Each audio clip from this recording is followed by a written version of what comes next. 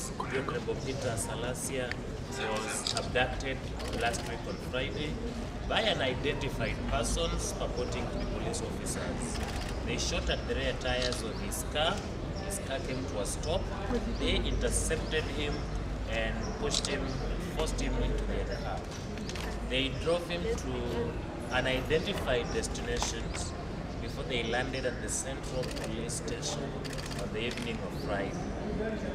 We were denied access as advocate acting on his behalf. His relatives and staff were denied access, but this morning, after pressure from all places, including the riots by the constituents of Mumias East, which riots took about 5 hours yesterday, and the headquarters called Shanda came to a standstill, the state decided to produce him before court today on what we will term as very defective and far-fetched charges.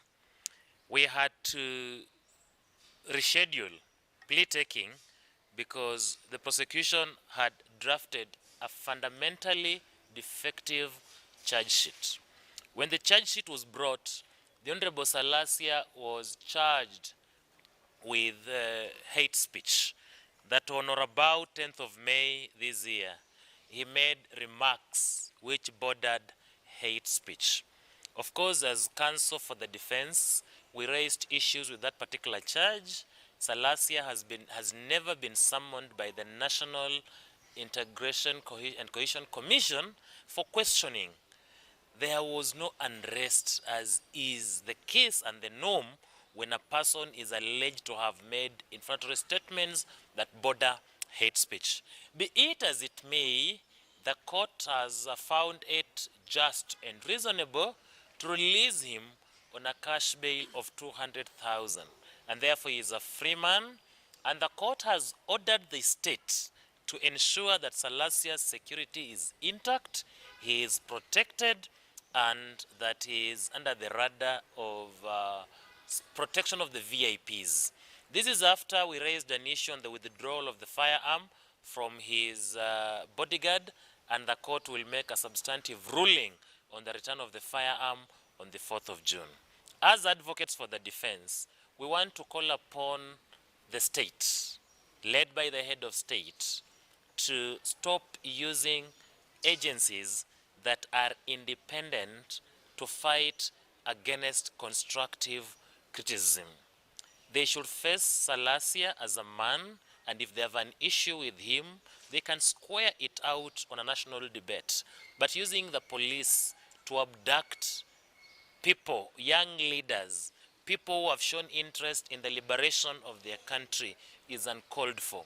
Arresting people on Friday was a colonial dictum, because you arrest on Friday and you are aware that courts will not be available on Saturday. This arrest was basically to blackmail, to intimidate, and to ensure that Salasya tones down on his presidential bid, that he tones down on his criticism of government, which we urge our client to remain firm and steadfast, and that the Constitution protects his fundamental rights and freedoms, and that he has the freedom of speech, freedom of movement, and he can declare an interest in any seat as enshrined in the Constitution.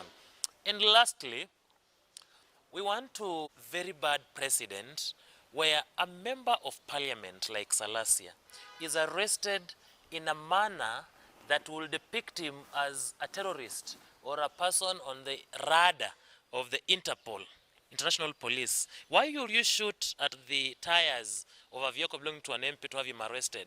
Why not just summon him? Why not arrest him in a civilized manner? The use of force must be reasonable, and the use of force is only an avenue where the person being arrested has resisted arrest. How would Salasya have resisted arrest and he was in a moving vehicle? You can never resist an arrest when you are in motion. This is not the first arrest, it will not be the last arrest. Salasya may be rearrested after this press conference. We'll be back here to have him released. I want to call upon the judiciary to remain steadfast, to protect our rights and fundamental freedoms. Times change and regimes change. The police of critics will one day look back and say they made a mistake. And that time will come. It will to be very soon. My co-counsel will... What will the public say? Mind you, this is a sitting member of parliament who was arrested under such circumstance. It's not a sheer coincidence that we are living in a place whereby we are dealing with state capture. It's very, very trivial, and it's very, very important that we have to stay steadfast, because any person can easily experience the same thing. And it may not seem as serious as it may be, but the Honorable Member of Parliament indeed endures a bit of some trauma from that experience. And it's also very, very concerning that the person who was assassinated, what can happen to Honorable Salasya as it is? Right now, he is under the protection of the members of Mumias East. That's what has to happen. Until the IG, I personally called you, and I'm going to speak to you through the media. Honorable Salasya needs to have proper protection, and that's not... First and foremost is to begin by appreciating or thanking all the Kenyans for standing with me in solidarity, because I remember the day we announced it and told the Kenyans that we are under attack. It was all over, and within a short time all Kenyans were aware of what was happening. I want first of all to condemn the incident, because from the information that you have got, you remember it was on Saturday when they came to our residence where we stay. We were staying in Mombasa, and what they did, because if they are government officers, there must be a procedure of arresting an officer who is also guarded by other officers, because it can turn to be dangerous. Like maybe you are thinking that these are genuine, maybe they are not police, or it can be turned into something else. So when we assumed it, then they came on that particular day, on Friday, and they decided to shoot our car. And I think that was, it could have turned into something else. It is only by the grace of God that we are alive today. And I think one thing that I just want to ask the Director of Criminal Investigation, Banamin, that always communicate to your officers and give them the reason, genuine reason, why they are going to arrest that person. Because I was arrested like as if I'm a robber or I've killed someone, a murderer or something like that. But just for the propaganda or something on social media that even I'm not aware of what was written, I don't know, because I have so many accounts, people have opened in so many accounts on my behalf, so I might not be able to know who wrote what at what time. But coming and attacking me at that level, it was very much unfortunate. And this is a call to all Kenyans that we can't continue living in a country whereby it's being under the police. We have to stop this this kind of harassment from the government agencies and all that. And even, in fact, when I asked those people why are they harassing me or arresting me, they were not even they didn't even know what they were coming to arrest me for. So I think police officers should not be used before they go to arrest anyone or to go to do any investigation. They should be given clear instruction that we are going to arrest this person because of ABCD. Because the way we were manhandled, the way it was a very bad, very much unfortunate, and no any other, and I will never wish to see any Kenyan treated the way we were treated that particular day. I want to tell the Director of Criminal Investigation that he should use his office appropriately. He should use and follow the law, because power is transient, and we know today we are being harassed. Today, I should not be mishandled the way they did, because just because I've announced my presidential bid, and I want to ask President William Ruto that I can only be the best president if as I'm going to win the president of 2027. I'll be the best because I will not harass him.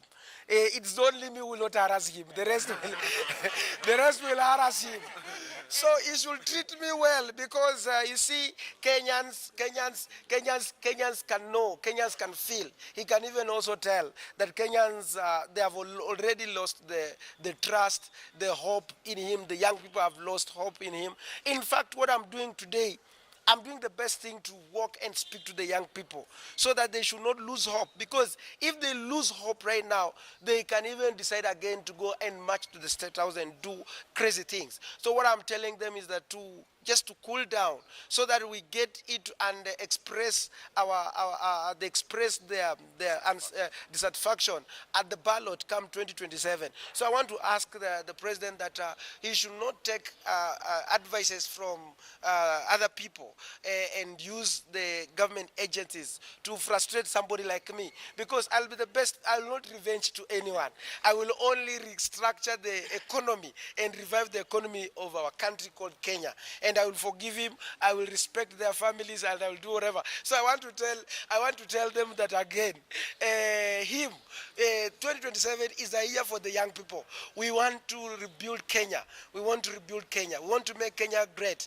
And all his age mates, like the people like now, the likes, they know themselves. I don't want to mention all of them. We want to. They should just give us the space for this country, for the young people, so that we can see, because we are in another era whereby they cannot understand the dispensation, the generational change that we are talking about. Even if we give them 10 years from now, we give them 20 years from now, they cannot understand the concept of generational change. So 2027 is a generational change. So they should treat people with a lot of, and I want to ask people who are closer to the president, they should not misadvise him. They are making Kenyans to be bitter and bitter and bitter. And there is nothing worse like leading people who are bitter. Bitter. Yeah, I think that is what I can just say. I think we were with Mheshimiwa here when we were arrested. Maybe you can just tell, I don't know, maybe. Sila Kaweria Leburu, a politician from Meru County and Tigania East in particular. For sure, I'm in a very big shock on why Mheshimiwa for Mumias East, Peter Salasya, the incoming president, on why he was arrested. Actually, we had discussed with him, it is even me who had invited him in Mount Kenya region so that he can come and see the way the development has not been done. And unfortunate, when we reached in my own constituency in Tigania East, there's this road from Murere up to Isiolo. All our cars, and particularly for the Mheshimiwa, the incoming president, received a puncture. We had to stay there for 1 hour before we got sorted out. So me, I'm just requesting the people who are harassing us and who do not want to see the new leadership, just to give us a space and just see what we will do when they put us into office.